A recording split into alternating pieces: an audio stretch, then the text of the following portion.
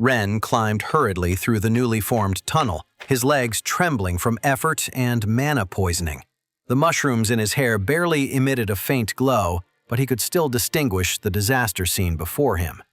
He thought it was a mess as he examined the scattered remains of the lesser worm. Fragments of grayish flesh and greenish fluids covered the tunnel walls. The characteristic smell of mana in iron-rank beast flesh permeated the air. It was a shame that despite the relatively high mana concentration, the worms were so inefficient, and only iron rank at that depth. Other bronze rank beasts could live there without a problem. Of course, Ren doubted if he could eliminate those so easily. But not everything was bad. His eyes lit up upon detecting some of the bronze crystals he had used as bait, miraculously intact among the remains. He hurried to collect them, each movement calculated, despite his growing dizziness. He was relieved to have recovered some as he stored them. He mused that he would have preferred it if it were a bronze beast, as he needed many parts for cultivation. His fingers stopped on something more solid among the organic remains. They were teeth. Lesser worm teeth, though from an iron beast, had their uses. Ren carefully collected them, his mind already calculating their possible applications. He considered that they were not bronze beast fangs, but they were almost as strong due to digging specialization and would serve for something. A particular glow caught his attention. Among the massive remains, something pulsed weakly with a silvery light. Ren held his breath while carefully pushing aside the shredded tissues. It was the core. It wasn't really a complete core.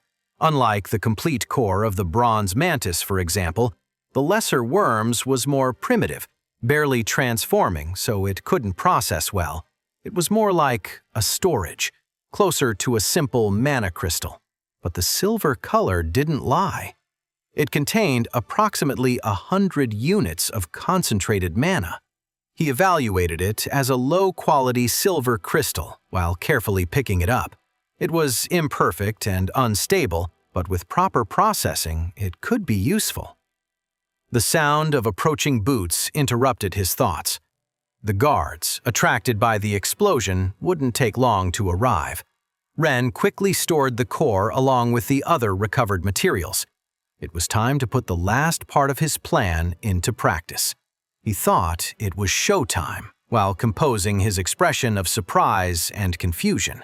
His mushrooms, weakened by poisoning, provided the perfect image of an exhausted student who had just lived an unexpected experience. The guard's sound drew closer. Ren mentally reviewed his story one last time, the discovery of an unusually rich vein that attracted the crazed worm, the unexpected explosion. Everything fit perfectly. His legs trembled. He didn't have to fake the exhaustion. Mana poisoning was reaching concerning levels, but it had been worth it. Between legitimately collected crystals, those recovered from the remains, and the unexpected silver core, the expedition had been more than successful. He reflected while hearing the guards' voices getting closer that explaining the presence of a silver core would be interesting. I just can't believe it! Taro shook his head while examining one of the bronze crystals.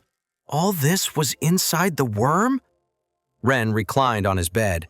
The mana poisoning still made his head spin, but his friend's expressions of amazement were worth the discomfort.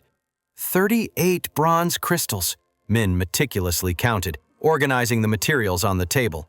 59 iron, and these bags of deep sand weigh at least a kilo each. Liu whistled, impressed. Fortune smiles on you, fungus. Though being near when the worm exploded, I don't know whether to call it good or bad luck. The guards say they'd never seen anything like it, Ren shrugged, maintaining his innocent expression. Apparently, the worm consumed too rich a vein, and its mana overloaded.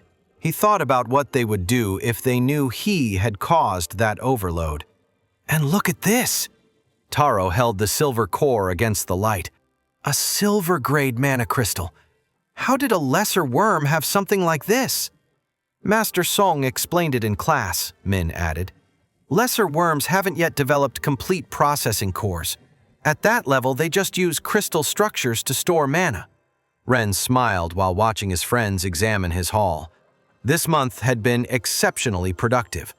100 bronze crystals, 783 iron, 2.5 kilos of deep sand, 1 silver crystal, and several useful lesser worm parts. He calculated mentally that it must be worth around 2,500 crystals to double in tomorrow's report, and that the school would really double the value. Everything was noted in the guards' records, who had been surprised all month by Ren's effectiveness. They even had a bet to calculate his daily earnings and called him the lucky fungus. This deserves a celebration. Liu pulled some candies from his drawer. The rotting fungus is now the lucky fungus. Taro laughed while accepting a candy. Who would have thought being in the wrong place at the wrong time would turn out so beneficial? He smiled to himself, thinking if only they knew how long it had taken to plan that accident. The door burst open. "Ren," Lin said. Her icy tone made everyone freeze. The young instructor stood in the doorway, her expression dangerously calm. "Would you care to explain why you're not at the training field?" The color drained from Ren's face. Night training. He had completely forgotten. "Master Lin, I'm overloaded with mana." "Oh, so you have energy to celebrate but not to train?" "Actually, I feel quite bad and—" Ren started to say. Lin interrupted him by grabbing his shirt collar and began dragging him toward the door. "Perfect. Physical training is excellent for purging excess mana from the system." "But Master Lin—" "No buts. 30 additional laps for being late."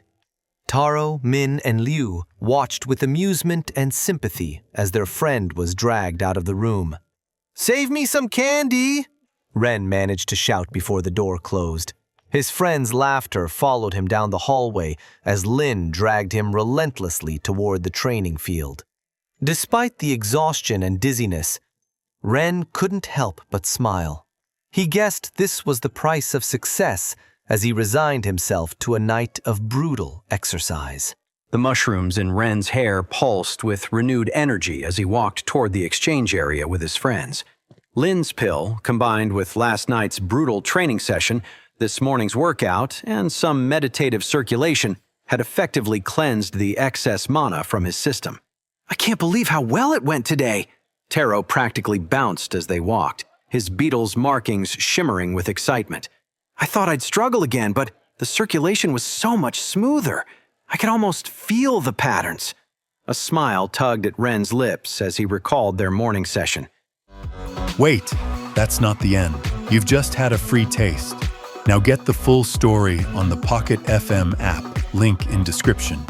Check out our next video and playlist, and don't forget to like, share, and subscribe.